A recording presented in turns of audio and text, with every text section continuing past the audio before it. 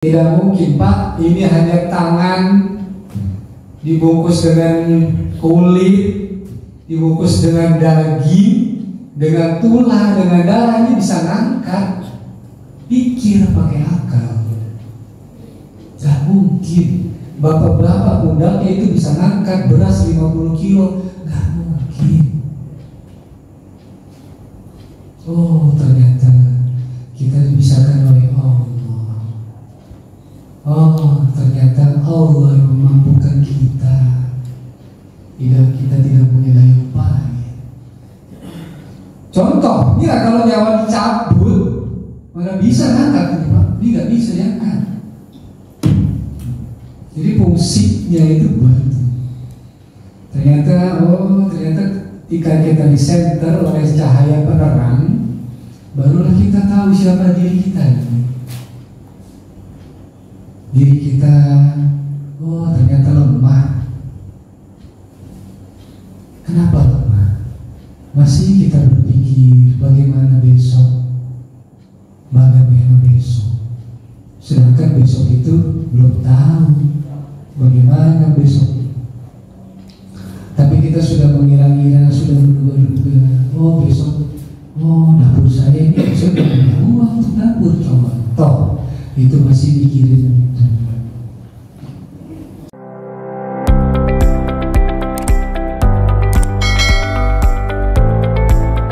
Assalamualaikum warahmatullahi wabarakatuh. Waalaikumsalam warahmatullahi wabarakatuh. Alhamdulillahillazi nazzala al-furqana 'ala 'abdihi liyakuna limuhtarin nadhira. Ashhadu an la ilaha illallah wahdahu la syarika lahu wa ashhadu anna Muhammadan abduhu wa rasuluh. Allahumma shalli ala sayyidina Muhammadin abdika wa nabiyyika wa rasulika an-nabiyil ummi wa ala alihi wa sahbihi wa sallim tasliman bi qadri 'azamati zatika fi kulli waqtin wa hin.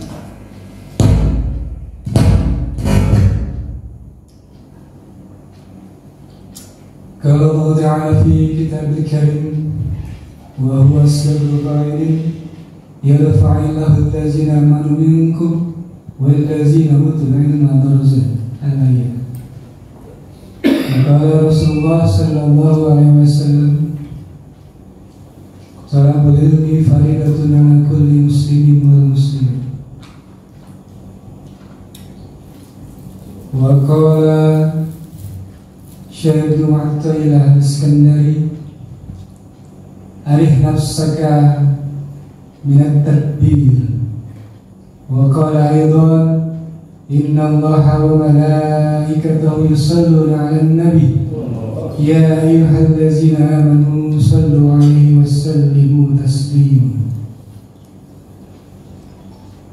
Hadratul muhtaram wa jumratul muhririn rahimakumullah. Mohon izin panjenengan sedaya dulur, para kiai, para ustaz, para jenengan, mohon maaf saya hadir di sini memenuhi undangan Shahibul Bait Akhina Fillah Ustaz Asep. Kebetulan saya baru sampai dari rumah, ada acara di PBNU langsung. Memang sudah ada janji, sudah ada komunikasi sama Ustaz Asep, dan memang sudah ada janji juga sama Kiai Imam. Kita ketemu di sini ya, iya. Ustaz Iwan, terima kasih. Bapak hadirin semua, mohon maaf apabila kedatangan saya mengganggu waktu bapak-bapak pada malam hari ini. Berbicara mengenai Toriko di PBNU itu tercatat ada 44 Toriko. Di antaranya ada Tariqah Saziliyah, Tariqah Qadiriyah, Tariqah Nusabandiyah, Tariqah Rifai, dan banyak lagi. Itu tercatat. Kenapa tercatat? Karena Tariqah ini sangat penting dalam kehidupan kita sehari-hari. Yang mana tadi sudah disampaikan banyak oleh Ustaz Asep dan Kiai bahwasanya la ilaha illallah. La ilaha illallah itu adalah zikir nafi isbat. Pertama kita menafikan dulu la ilaha, tiada Tuhan, tiada Tuhan, tiada Tuhan. Kita nafikan, kita menafikan tiada Tuhan, tiada Tuhan. Namanya zikir nafi isbat. Setelah la ilaha baru illallah, hanya Dia. Siapa yang wajib disembah, yang wajib ditaati? Siapa Dia? Allah. Jadi zikirnya zikir nafi isbat. Zikir nafi isbat itu menghilangkan, meniadakan. La ilaha itu tiada Tuhan, tiada Tuhan. Jadi sambung lagi dengan isbatnya. Isbat itu maknanya itu mengadakan kembali dengan wujudnya Allah sampai derajat maujud. Jadi jika kita tidak tahu apa itu yang kita baca, la ilaha illallah, tadi Kiai sampaikan, la ilaha illallah itu bentuk suaranya berbeda walaupun bertoriko, karena toriko itu banyak. Ya, iya. Karena suara maaf, la ilaha illallah itu memang dengan ragam yang berbeda-beda. Ada yang langsung ngegas, ada yang berlaunan. Kalau Kang Asep bilang ada yang macam-macam. Ada yang ngegas langsung la ilaha illallah. Ada yang pelan, la ilaha illallah, la ilaha illallah. Ada yang begitu. Macam-macam. Ya, tergantung. Jadi kalau suara itu ya berbeda-beda nggak apa-apa.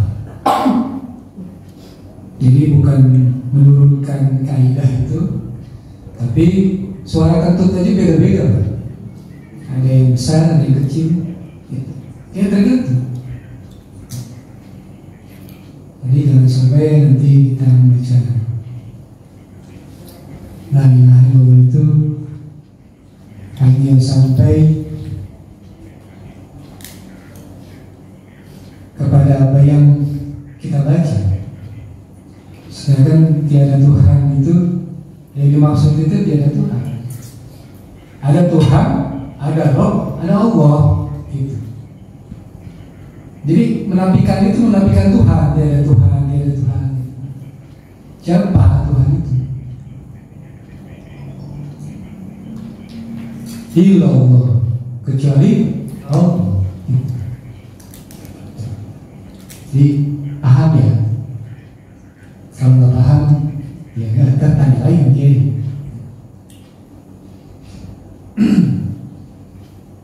Jadi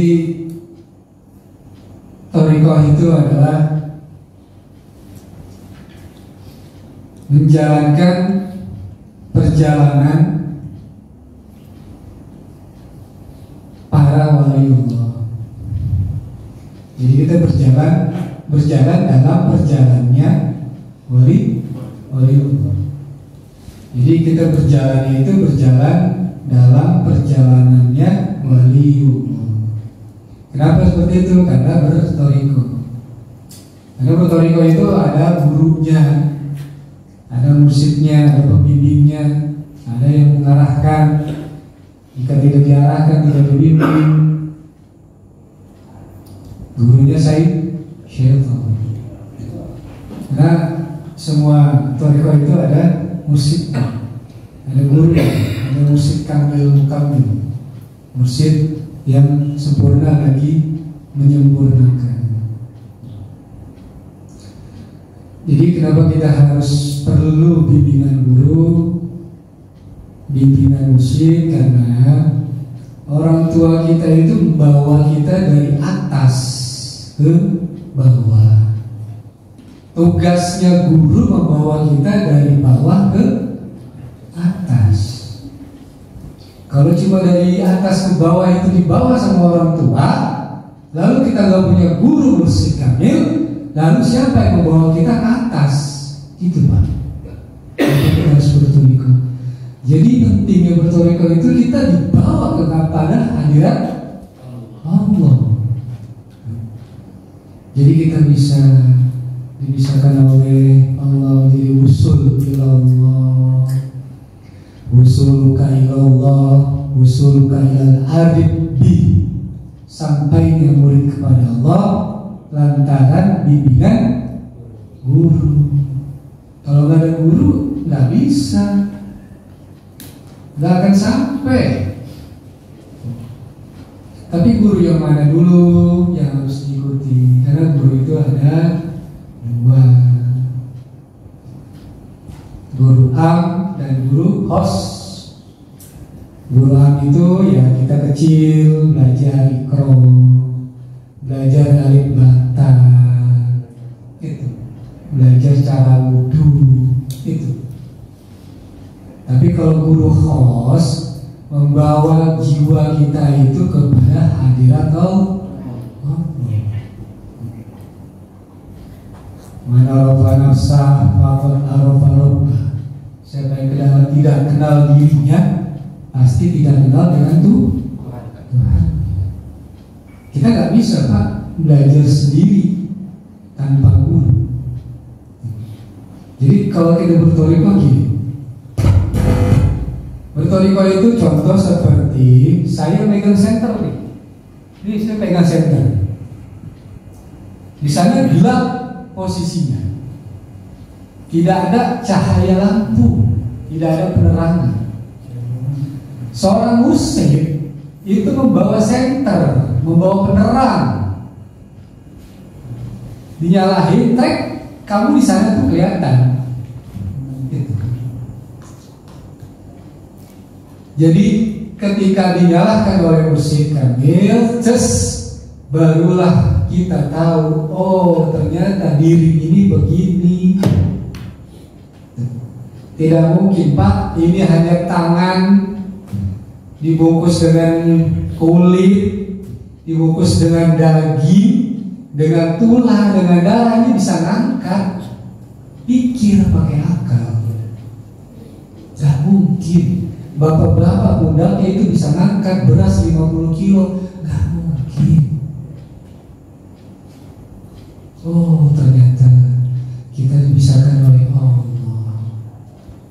Oh ternyata Allah yang memampukan kita. Kita tidak punya daya upaya. Contoh, ya kalau nyawa dicabut, mana bisa ngangkat, Pak? Ini nggak bisa diangkat. Jadi fungsinya itu bantu. Ternyata, ternyata ketika kita disenter oleh cahaya penerang, barulah kita tahu siapa diri kita. Diri kita, oh ternyata lemah. Kenapa lemah? Masih kita berpikir bagaimana besok, sedangkan besok itu belum tahu bagaimana besok. Tapi kita sudah mengira-ngira, sudah menduga-duga, oh besok, oh dapur saya ini besok punya uang untuk dapur, contoh itu masih mikirin. Oh ternyata yang kuat Allah, yang lemah saya. Jadi fungsi berthariqah sangatlah penting di kehidupan saya ini. Kenapa? Karena kita akan meninggalkan dunia ini menuju kepada hisab yang memang diantaranya itu hisab terberat adalah ketika seseorang itu mengaku bahwasanya saya yang kuat, saya yang alim, saya yang abid, saya. Fungsinya toreko itu menghilangkan rasa dan pengakuan, bukan rasanya makin tebel, bukan rasanya makin kuat, hilang rasanya, sifat basariahnya hancur lebur. Pengakuannya, yang merasa kuat hilangkan kuatnya, yang merasa pinter hilangkan pinternya, yang merasa alim hilangkan alimnya. Karena yang alim itu Allah, yang pinter Allah, yang kaya Allah, semuanya Allah. Gak ada manusia yang kaya, Pak. Yang kuat ya Allah, semua hanya Allah. Jadi kalau kita masih merasa, kalau nggak ada saya, jika bangun ini yayasan, contoh. Kalau ada saya nggak akan kebangun itu masjid, contoh. Ketika dihisab, habis semua. Habis. Tuhan, saya sudah sodako bangun masjid, bangun yayasan, bangun ini. Tapi dunia kamu ngaku-ngaku. Karena saya itu kebangun, karena saya itu berdiri. Hancur habis amaliyah di dunia. Makanya intinya betoriko adalah menghilangkan sifat basariyah, menghilangkan pengakuan dan rasa-rasa. Jadi semakin kemari semakin hilang sifat keakuannya, semakin bersih hatinya, semakin bersih gitu. Jadi jika apa yang saya sampaikan salah, maaf. Kan tapi jika bapak-bapak tahu betapa pentingnya keterangan-keterangan yang disampaikan, karena malaikat saja tidak tahu, Pak, tidak pernah belajar hal ini. Justru yang belajar ini adalah manusia. Makanya manusia itu manusia yang dimuliakan oleh Allah. Malaikat itu gak belajar ilmu ma'rifat, gak ada. Belajar ilmu fikih, gak juga. Catat belajar, gak. Makanya bapak-bapak, kalau seandainya ada sesuatu dalam hati, karena bergelut hati itu dengan keseharian sehari-hari, apa yang bapak-bapak kerjakan, lakukan, itu akan masuk ke dalam hati. Karena ada sifat 7 Allah itu ada 4 di dalam dan 3 di luar. Ketika tidak bisa membentengi hal itu yang 3 di luar, akan masuk 4 ke dalam, akan mempengaruhi hatinya dendam, benci. Tapi seorang bertoreko hatinya semakin halus, sesama jamaah, sesama teman, sesama tetangga, bermasyarakat paling penting. Karena Rasulullah itu paling utama adalah bermasyarakat. Bermasyarakat, bertetangga, berkumpul, ngobrol, ngopi, itu paling pokok utama bertoriko. Karena kenal Allahnya itu di situ. Bukan orang hujah, bukan ngumpet, punya macam kenal Allahnya. Kenali dirimu, baru kenal dengan Rabbmu. Jadi semua ini kita kembalikan lagi kepada Allah Subhanahu wa Ta'ala, yang mana pada malam hari ini tidak ada bisa kita kerjakan terkecuali atas dasar pertolongan Allah, atas dasar Allah yang menggerakkan kaki saya ke sini, Allah yang menggerakkan hati saya ke sini, Allah pula yang mengizinkan saya berbicara di sini. Jadi saya mohon maaf lahir batin karena masih dalam suasana Idul Fitri. Mohon maaf lahir batin. Nama saya Hijrah Saputra. Saya tinggal di Narogong, RW 09. Jadi kita sedang bersama di Bekasi ya Pak ya. Bapak-bapak di Bojonegoro, saya di Pangasinan. Cukup sekian dari saya. Mohon maaf apabila ada yang tidak kurang, karena apa yang saya sampaikan adalah dari Syekh Ibnu Athaillah Al-Iskandari yang mana beliau mengatakan arih nafsaka minat tadbir, istirahatkanlah dirimu dari pengaturan-pengaturan atas dirimu. Manusia itu diciptakan oleh Allah dengan bentuk yang sempurna dan diatur.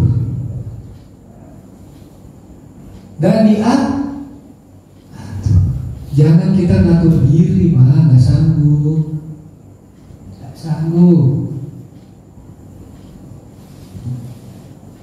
Karena Syekh Imam Ibnu Athaillah itu mengatakan itu.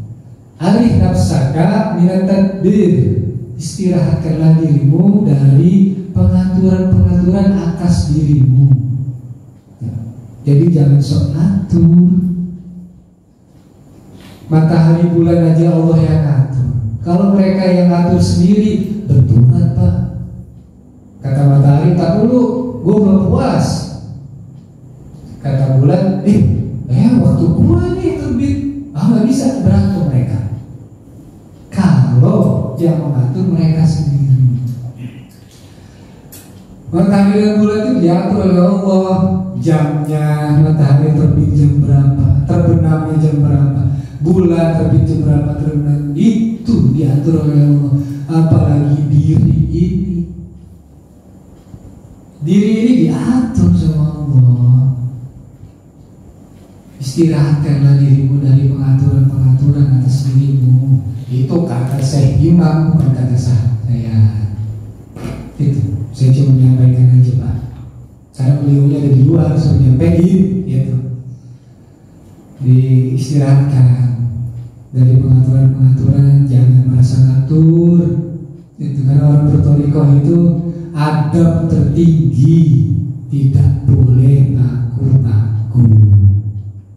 Itu saja dari saya. Wallahu a'lam bishawab. Assalamualaikum